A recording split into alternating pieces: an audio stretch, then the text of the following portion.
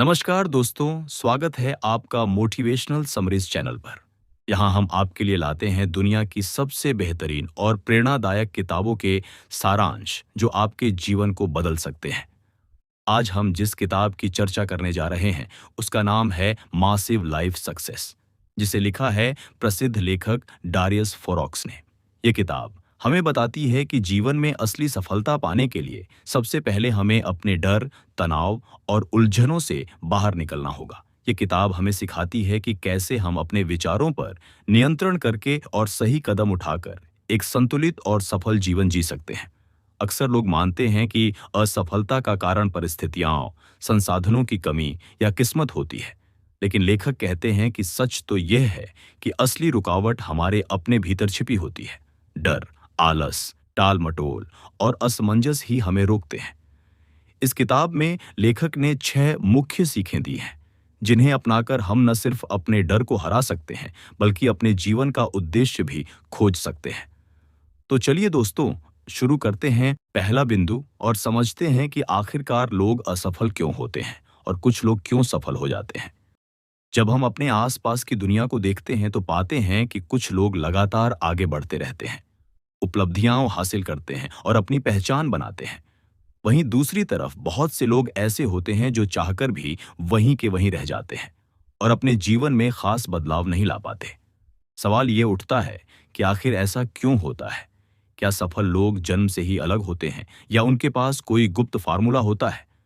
सच ये है कि सफलता और असफलता का फर्क बाहर की परिस्थितियों से नहीं, बल्कि हमारे भीतर की मानसिकता और आदतों से तय होता है। असफल लोग अक्सर 3 बड़ी गलतियां करते हैं। पहली गलती है स्पष्ट लक्ष्य न बनाना। अगर किसी इंसान को यही पता नहीं है कि उसे जीवन में कहां जाना है, तो वह चाहे जितनी मेहनत कर ले, सही दिशा में नहीं बढ़ पाएगा। यह ऐसा ही है जैसे कोई बिना नक्शे के यात्रा पर निकल पड़े। वह चलता रहेगा लेकिन मंजिल तक नहीं पहुंचेगा। सफल लोग हमेशा अपने लिए एक साफ दृष्टि बनाते हैं। उन्हें पता होता है कि वे किस दिशा में आगे बढ़ना चाहते हैं और क्यों। यही स्पष्टता उन्हें हर छोटे बड़े फैसले में मदद करती है और उनके हर दिन को मायने देती है। दूसरी बड़ी गलती है डर और आलस के आगे झुक जाना। ज्यादातर लोग जानते हैं कि उन्हें क्या करना चाहिए, लेकिन वे कदम नहीं उठाते क्योंकि उन्हें असफल होने का डर सताता है। वे सोचते रहते हैं कि अगर कोशिश की और हार गए तो लोग क्या कहेंगे। यह डर उन्हें शुरुआत करने से ही रोक देता है। इसके साथ ही आलस भी एक बड़ी बाधा है। लोग कहते हैं कि कल से शुरुआत करेंगे या किसी और समय करेंगे। यही टाल मटोल धीरे धीरे उनकी ऊर्जा को खत्म कर देता है और सपने अधूरे रह जाते हैं। जबकि सफल लोग डर को महसूस करते हुए भी कदम बढ़ाते हैं। वे समझते हैं कि असफलता कोई अंत नहीं, बल्कि सीखने का अवसर है। वे आलस और टाल मटोल के बजाय अनुशासन और निरंतरता को चुनते हैं। तीसरी बड़ी गलती है कार्रवाई की कमी। सिर्फ सोचते रहना, प्लान बनाना या बड़े बड़े सपने देखना काफी नहीं होता। जब तक आप कदम नहीं उठाते, तब तक कोई सपना हकीकत नहीं बन सकता। असफल लोग अक्सर किताबें पढ़ते हैं, प्रेरणादायक बातें सुनते हैं और सोचते हैं कि वे कुछ बड़ा करेंगे, लेकिन जब असली काम करने का समय आता है तो पीछे हट जाते हैं। सफल लोगों की सबसे बड़ी विशेषता यही होती है कि वे लगातार कार्रवाई करते रहते हैं। चाहे कदम छोटा हो या बड़ा, वे हर दिन कुछ न कुछ आगे बढ़ते हैं। यही छोटे छोटे कदम समय के साथ मिलकर बड़ी उपलब्धियों में बदल जाते हैं। मान लीजिए 2 छात्र एक ही परीक्षा की तैयारी कर रहे हैं। दोनों के पास समान किताबें, समान शिक्षक और समान समय है, लेकिन पहला छात्र रोजाना 2 घंटे पढ़ाई करता है और धीरे धीरे अपनी तैयारी को मजबूत बनाता है। दूसरा छात्र सोचता रहता है कि कब से पढ़ाई शुरू करे, कभी हफ्ते भर बैठ जाता है और फिर कई दिन तक कुछ नहीं करता। नतीजा ये होता है कि पहला छात्र परीक्षा में सफल हो जाता है, जबकि दूसरा असफल रह जाता है। ये फर्क बाहरी परिस्थितियों का नहीं, बल्कि अनुशासन और मानसिकता का है। यही सिद्धांत जीवन के हर क्षेत्र में लागू होता है। लेखक का कहना है कि हमें अपने आप से ईमानदार होना पड़ेगा। हमें खुद से यह सवाल पूछना होगा कि क्या मेरे पास जीवन का कोई स्पष्ट लक्ष्य है? क्या मैं डर और आलस की वजह से पीछे हट रहा हूं? और क्या मैं हर दिन छोटे छोटे कदम उठा रहा हूं? अगर इन सवालों का जवाब नहीं है, तो इसका मतलब है कि बदलाव की जरूरत है। और यह बदलाव आज से ही शुरू करना होगा। याद रखिए कि सफल लोग जन्म से सफल नहीं होते, बल्कि वे रोजाना अपने अनुशासन और कार्रवाई से खुद को सफल बनाते हैं। तो दोस्तों, पहला सबक यही है कि सफलता और असफलता का फर्क परिस्थितियों का नहीं, बल्कि सोच और कार्रवाई का है। अगर हम अपने भीतर स्पष्टता, साहस और अनुशासन विकसित कर लें, तो हमें कोई नहीं रोक सकता। हमें डर और आलस को हराना होगा और हर दिन कुछ न कुछ कदम बढ़ाते रहना होगा। यही रास्ता हमें बाकी लोगों से अलग बनाता है और यही हमें असफलता से निकालकर सफलता की ऊंचाइयों तक ले जाता है।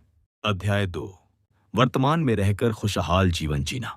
दोस्तों, अगर हम गौर करें तो पाते हैं कि ज्यादातर लोग अपनी जिंदगी को जीते नहीं, बल्कि खींचते हैं। वे या तो अतीत की गलतियों और घटनाओं में फंसे रहते हैं या फिर भविष्य की चिंता में डूबे रहते हैं।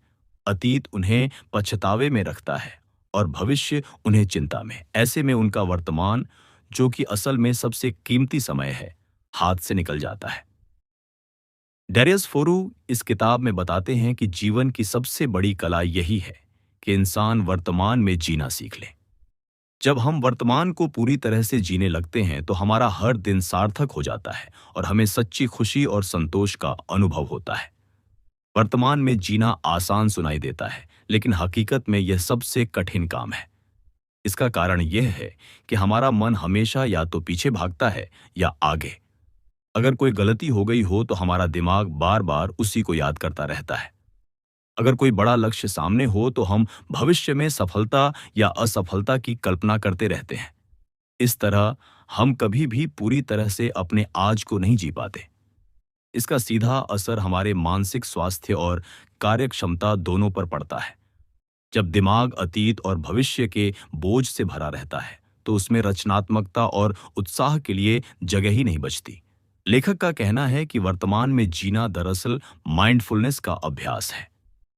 जब आप किसी भी काम को पूरी एकाग्रता और जागरूकता से करते हैं तो आपका दिमाग उस पल में जड़ हो जाता है और आप अनावश्यक विचारों से मुक्त हो जाते हैं। उदाहरण के लिए, अगर आप किसी दोस्त से बात कर रहे हैं लेकिन साथ ही मोबाइल पर मैसेज भी चेक कर रहे हैं, तो आप न तो बातचीत का आनंद ले पाएंगे और न ही दोस्त के साथ गहराई से जुड़ पाएंगे।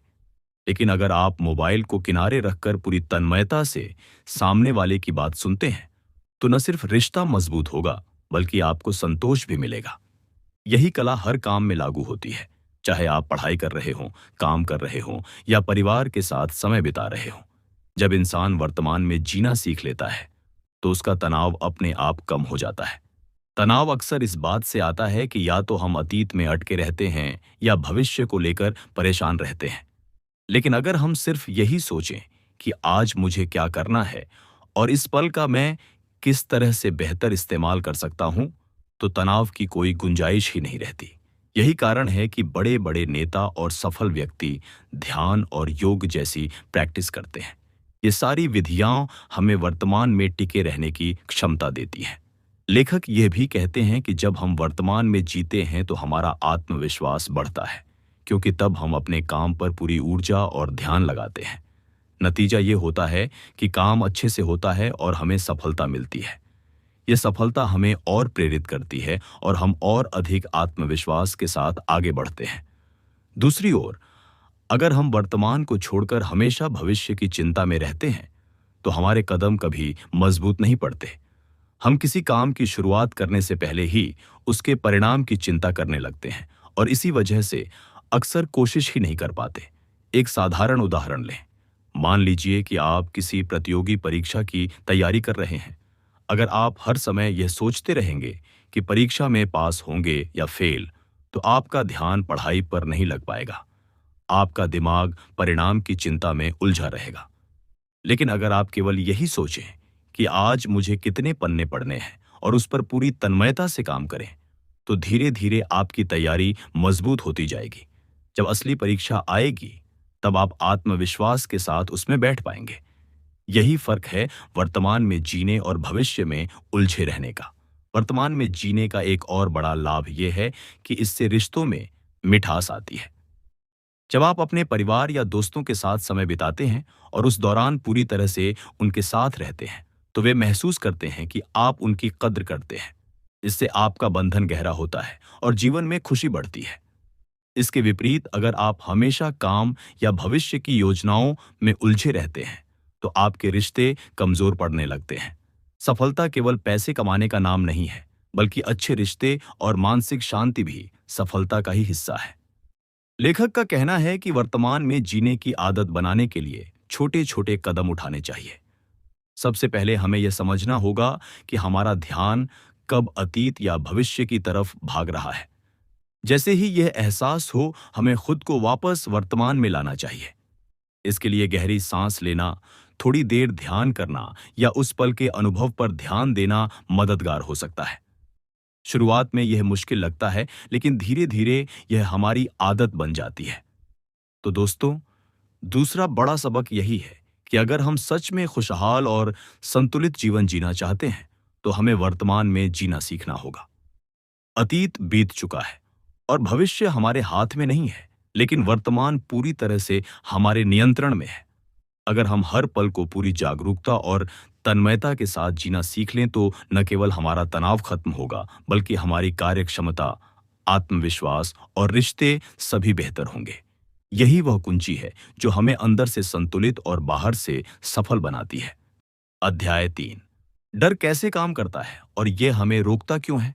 दोस्तों, इंसान की जिंदगी में अगर किसी चीज ने सबसे ज्यादा सपनों को अधूरा छोड़ा है, तो वह है डर। डर एक ऐसा अदृश्य बंधन है जो हमें आगे बढ़ने से रोकता है, हमें सीमाओं में कैद कर देता है और हमें कभी अपने असली सामर्थ्य को जीने नहीं देता। डारियस फोरो इस किताब में बताते हैं कि डर दरअसल हमारे दिमाग की बनाई हुई एक ऐसी रचना है जो सच से ज्यादा कल्पनाओं पर आधारित होती है। अक्सर हम जिस चीज से डरते हैं, वह वास्तविकता में उतनी खतरनाक भी नहीं होती जितनी हमारे दिमाग ने उसे बना दिया होता है। लेकिन क्योंकि हम उस डर को सच मान लेते हैं, इसलिए हम कदम बढ़ाने से पहले ही रुक जाते हैं। डर का सबसे बड़ा खेल यही है कि यह हमें हमेशा भविष्य में घसीटता है।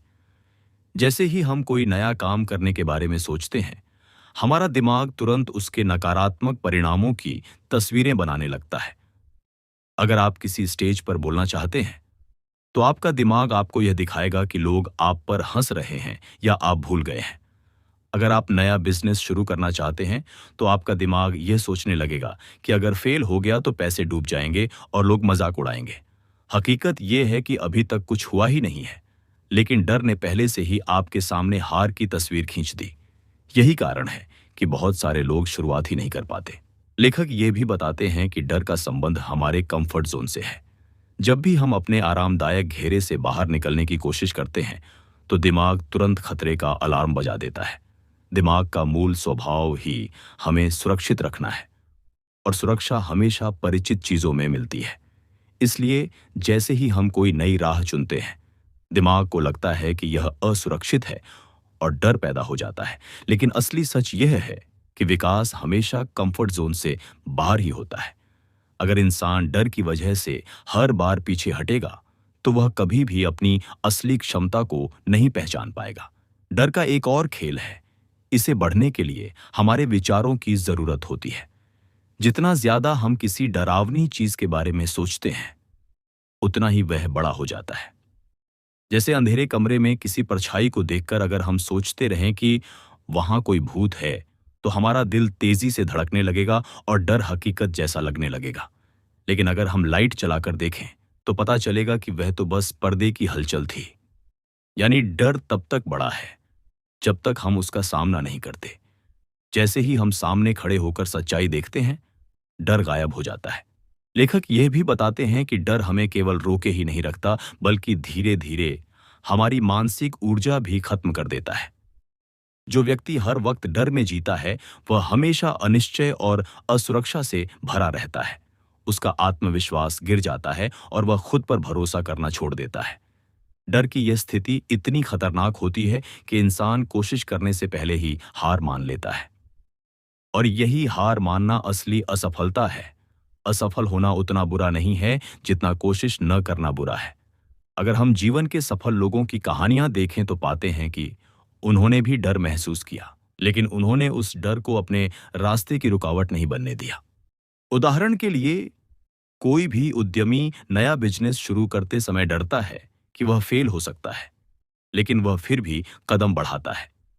कोई भी कलाकार मंच पर जाते समय डरता है कि लोग नकारात्मक प्रतिक्रिया देंगे, लेकिन वह फिर भी प्रस्तुति देता है। यानी फर्क केवल इतना है कि सफल लोग डर को स्वीकार करके भी आगे बढ़ते हैं, जबकि सामान्य लोग डर के सामने झुक जाते हैं। डर को हराने का एक ही तरीका है, उसका सामना करना। जब तक हम डर से भागते हैं, वह हमारा पीछा करता रहता है। लेकिन जैसे ही हम उसकी आंखों में आंखें डालकर खड़े हो जाते हैं, वह कमजोर पड़ने लगता है। उदाहरण के लिए, अगर आपको सार्वजनिक भाषण से डर लगता है, तो शुरुआत में छोटी छोटी जगहों पर बोलना शुरू कीजिए। धीरे धीरे आप पाएंगे कि आपका डर कम होने लगा है। ये बिल्कुल वैसे ही है जैसे अंधेरे कमरे में लाइट जला देने पर डर अचानक गायब हो जाता है। लेखक का कहना है कि हमें यह समझना होगा कि डर हमेशा हमारे दिमाग की उपज है, यह सच नहीं है। हाँ, कभी कभी डर हमें सतर्क करने के लिए भी जरूरी होता है, जैसे सड़क पार करते समय सावधानी बरतना। लेकिन ज्यादातर डर केवल कल्पना पर आधारित होते हैं, इसलिए हमें उन्हें पहचानना सीखना चाहिए और यह तय करना चाहिए कि कौन सा डर वास्तविक खतरे से जुड़ा है और कौन सा सिर्फ हमारे विचारों की देन है। जब यह फर्क साफ हो जाएगा, तो हम अनावश्यक डर से मुक्त होकर आगे बढ़ पाएंगे। तो दोस्तों, तीसरा बड़ा सबक यही है कि डर एक भ्रम है जो हमें रोकता है, लेकिन यह तभी ताकतवर होता है जब हम उसे सच मान लेते हैं। अगर हम हिम्मत जुटाकर डर का सामना करें और धीरे धीरे अपनी सीमाओं से बाहर निकलें, तो यही डर हमारी सबसे बड़ी ताकत में बदल सकता है। याद रखिए, डर के पार ही हमारी असली आजादी और सफलता छिपी हुई है। अध्याय 4, फोकस और डिसिप्लिन का महत्व। दोस्तों, सफलता पाने के लिए जितनी जरूरी सोच और आइडियाज होते हैं, उतनी ही जरूरी दो और चीजें हैं, फोकस और डिसिप्लिन। डैरियस फोरू इस बात पर जोर देते हैं कि ज्ञान और अवसर हर किसी के पास हो सकते हैं, लेकिन जो इंसान अपने ध्यान को सही दिशा में लगाना जानता है और लगातार अनुशासन में रहकर काम करता है, वही अंत में बड़ी सफलता पाता है। दुनिया में असंख्य लोग सपने देखते हैं, योजनाएं बनाते हैं, लेकिन उनमें से केवल वही कुछ लोग आगे बढ़ पाते हैं जो अपने सपनों को पूरा करने के लिए रोज एकरूपता से मेहनत करते हैं। फोकस का मतलब है एक समय में एक ही दिशा में अपनी ऊर्जा और ध्यान को लगाना। ज्यादातर लोग असफल इसलिए होते हैं क्योंकि वे एक साथ बहुत सारे काम करने की कोशिश करते हैं। आज की तेज रफ्तार दुनिया में हर तरफ डिस्ट्रैक्शंस भरे पड़े हैं। मोबाइल, सोशल मीडिया, टीवी, बेकार की बातें। इन सब चीजों में अगर इंसान उलझा रहेगा तो वह अपने असली लक्ष्य पर कभी केंद्रित नहीं रह पाएगा। फोकस का असली अर्थ है यह तय करना कि इस समय मेरे लिए सबसे जरूरी काम कौन सा है और पूरी ईमानदारी से उसी में लग जाना।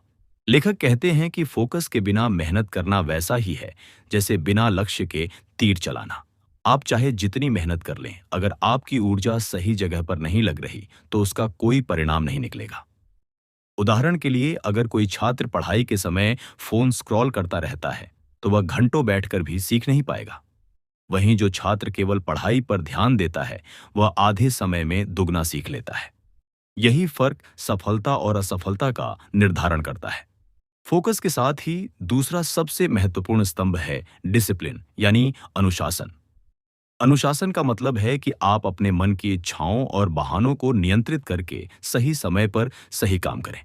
अक्सर लोग कहते हैं कि उनके पास मोटिवेशन नहीं है, इसलिए वे काम नहीं कर पा रहे। लेकिन फोरॉक्स बताते हैं कि मोटिवेशन अस्थायी होता है, जबकि डिसिप्लिन स्थायी। मोटिवेशन हर दिन आपके पास नहीं आएगा, लेकिन अगर आपने खुद को अनुशासन में ढाल लिया तो आप बिना प्रेरणा के भी लगातार काम करते रहेंगे। डिसिप्लिन का अर्थ है कि आप छोटे छोटे कदम रोज उठाए, चाहे मन करे या न करे। ये बिल्कुल वैसे है जैसे सुबह अलार्म बजने पर नींद आने के बावजूद उठ जाना या जंक फूड की इच्छा होने पर भी हेल्दी खाना चुनना। शुरुआत में यह मुश्किल लगता है, लेकिन धीरे धीरे यह आपकी आदत बन जाती है। और जब अनुशासन आदत बन जाता है तो सफलता अपने आप आपके दरवाजे पर दस्तक देती है। फोकस और डिसिप्लिन का मेल ही असली सफलता देता है।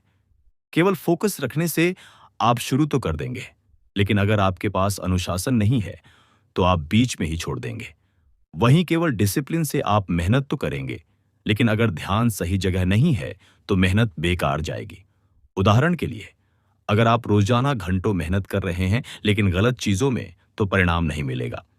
इसलिए जरूरी है कि पहले यह तय करें कि किस दिशा में जाना है, यानी फोकस, और फिर उसी दिशा में लगातार मेहनत करते रहें, यानी डिसिप्लिन। लेखक ये भी बताते हैं कि डिसिप्लिन हमें उन कामों को करने की ताकत देता है जिन्हें करने का मन नहीं करता। यही फर्क सफल और असफल लोगों में होता है। सफल लोग भी थकते हैं, उनका भी मन बहकता है, लेकिन वे फिर भी सही काम करना नहीं छोड़ते। वे जानते हैं कि हर दिन का छोटा सा प्रयास मिलकर बड़े नतीजे देता है। यही कंपाउंड इफेक्ट की तरह काम करता है। आप अगर रोज सिर्फ 1 घंटे अपने लक्ष्य पर फोकस करके मेहनत करें, तो 1 साल बाद वही छोटा सा समय आपकी जिंदगी बदल देगा। एक और महत्वपूर्ण बात यह है कि फोकस और डिसिप्लिन हमें आत्मविश्वास भी देते हैं। जब आप लगातार अपने लक्ष्य की ओर कदम बढ़ाते हैं, तो धीरे धीरे आपको अपने ऊपर भरोसा होने लगता है। आपको लगता है कि हाँ, मैं जो चाहता हूं वह कर सकता हूं। यही भरोसा आपको और ऊंचा उठाता है। दूसरी ओर, जब इंसान बिना अनुशासन और बिना ध्यान के जीता है, तो उसे हमेशा पछतावा और अधूरापन महसूस होता है।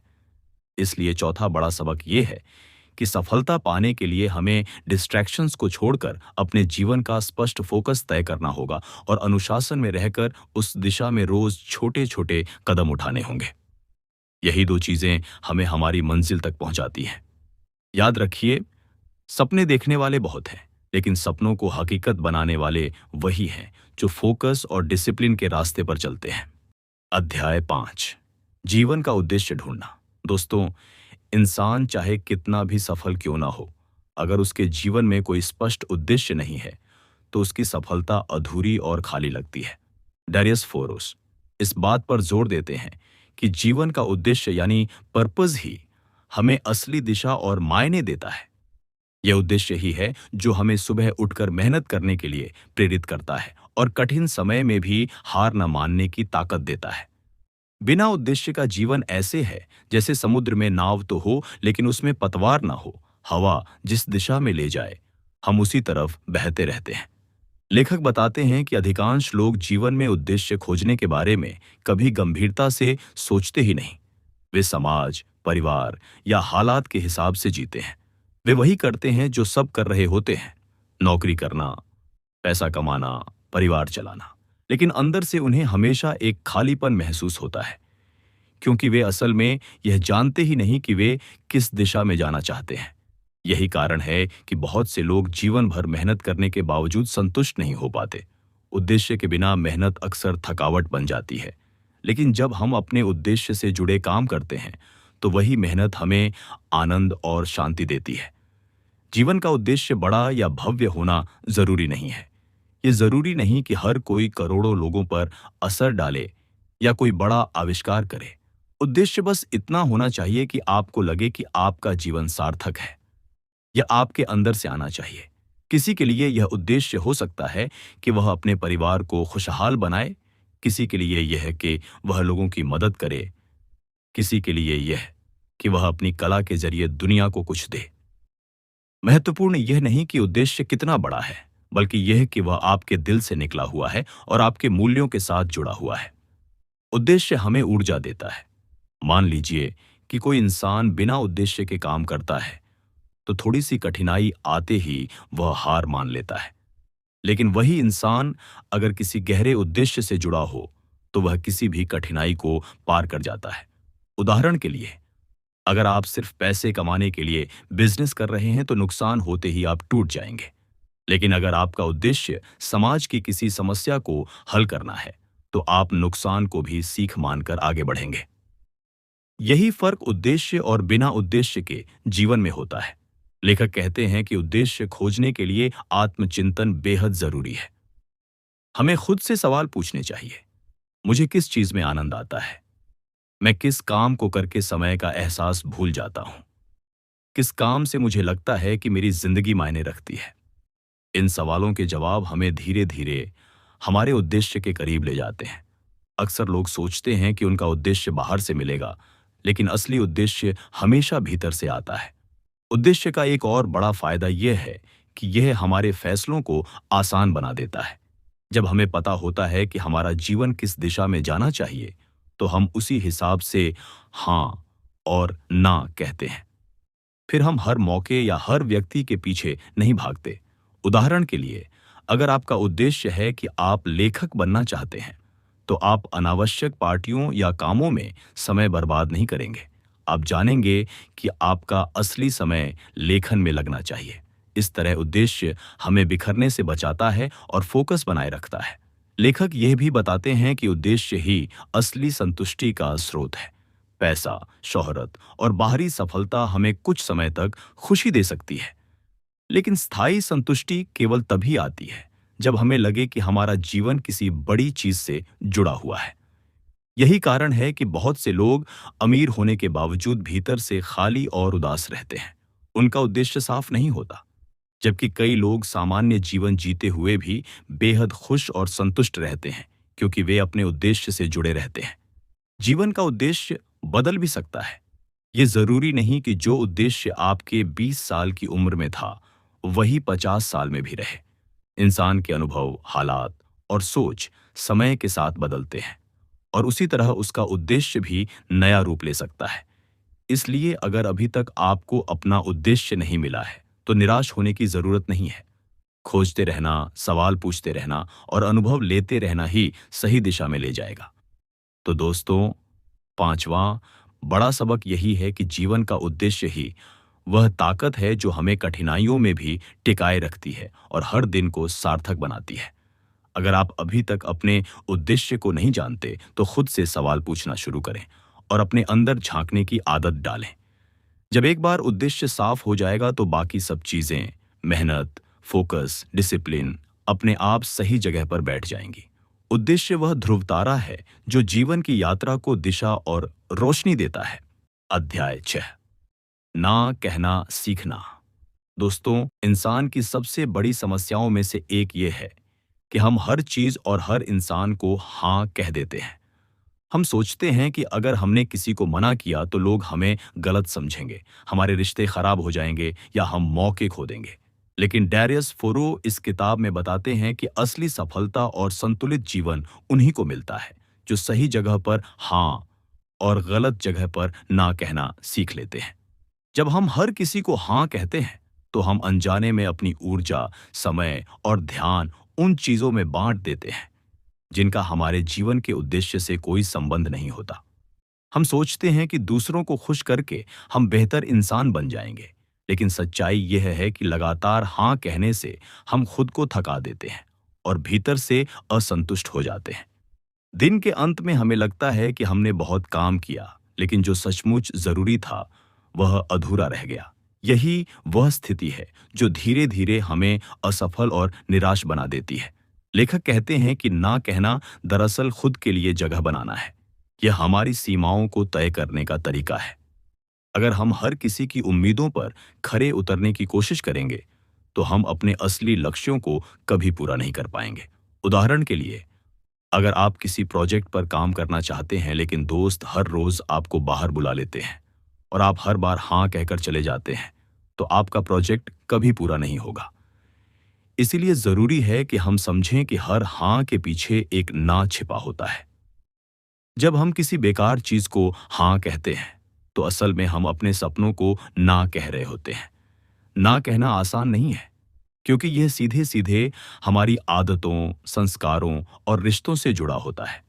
बचपन से हमें सिखाया जाता है कि दूसरों को खुश रखना चाहिए, मदद करनी चाहिए और हर मौके को पकड़ लेना चाहिए। लेकिन फोरॉक्स बताते हैं कि मदद करना और हर बार हाँ कहना दो अलग बातें हैं। मदद करना तब अच्छा है जब वह हमारी क्षमताओं और उद्देश्यों के अनुरूप हो, लेकिन अगर हम हर बार दूसरों की प्राथमिकताओं को अपनी प्राथमिकताओं से ऊपर रख देंगे, तो अंत में हम अपने जीवन को अधूरा छोड़ देंगे। लेखक एक और महत्वपूर्ण बात बताते हैं। जब आप ना कहना शुरू करते हैं, तो शुरू में लोग नाराज हो सकते हैं, लेकिन धीरे धीरे वही लोग आपको गंभीरता से लेना शुरू कर देंगे, क्योंकि उन्हें समझ आ जाएगा कि आप अपनी सीमाओं को पहचानते हैं और अपनी प्राथमिकताओं को महत्व देते हैं। यही असली आत्मसम्मान है। और याद रखिए, अगर आप खुद अपनी सीमाओं का सम्मान नहीं करेंगे, तो दुनिया भी आपका सम्मान नहीं करेगी। ना कहना सीखने का सबसे अच्छा तरीका है स्पष्ट होना। अगर आपको कोई काम आपके उद्देश्य और लक्ष्यों के खिलाफ लगता है, तो विनम्रता से कह दें कि माफ कीजिए, मैं इसमें शामिल नहीं हो पाऊंगा। शुरुआत में यह मुश्किल लगेगा, लेकिन हर बार ऐसा करने से आपका आत्मविश्वास बढ़ेगा। धीरे धीरे आप पाएंगे कि आपके पास ज्यादा समय, ज्यादा ऊर्जा और ज्यादा ध्यान है, जिसे आप सही जगह पर इस्तेमाल कर सकते हैं।